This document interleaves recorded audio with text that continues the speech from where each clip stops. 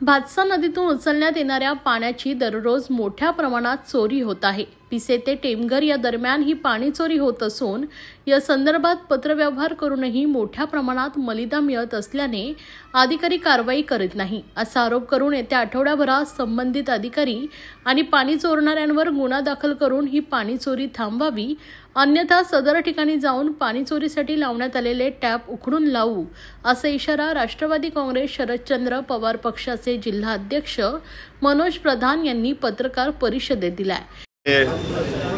2 महिने आम्ही या ठाणे शहरात फिरत आहोत। कुठल्याही प्रभागात गेलं तर लोकांची एकच समस्या आहे की पाणी येत नाही, पाणी उपलब्ध होत।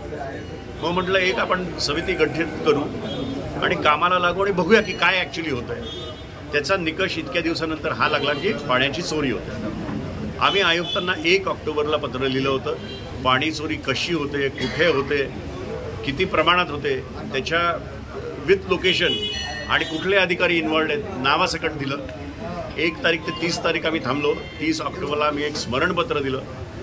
दोन्ही पत्राला उत्तर नाही आणि कुठेही त्यांनी काही ॲक्शन दिसली नाही। म्हणून आपल्या माध्यमातून आज त्यांना जागा करायचा आमचा एक प्रयत्न आहे।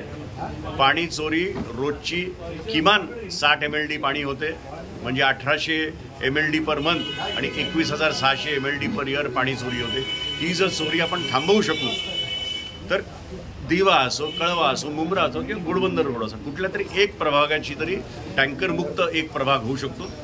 पण ह्याचा मलिदा त्यांना मिळतोय आणि ह्याचा मलिदा मिळत असल्यामुळे त्यांना काहीही इंटरेस्ट नाही। दर महिना 2000 रुपये आखून इल्लीगल पाण्याची कनेक्टिव्हिटी चालू आहे। काही ठिकाणी 2 इंचाचं कनेक्शन सँक्शन्ड आहे आणि तिकडे 6 इंचाचं कनेक्शन दिलं गेलेलं आहे।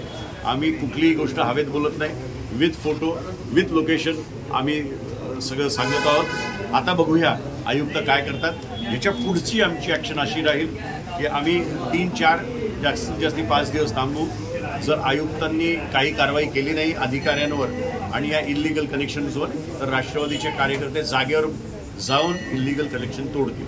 दुसरं मी स्पेसिफिकली सांगतो की जर कुठे खडून बघायचं असेल खरं का खोटं तर त्याचे पैसे पण राष्ट्रवादी काँग्रेस भरायला तयार आहे। आम्ही पैसे भरू, आयुक्तांनी एक टीम द्यावी, पत्रकार सगळ्यांनी यावे आणि आम्ही दाखवून देऊ चोरी कुठे होते आणि कशी होते।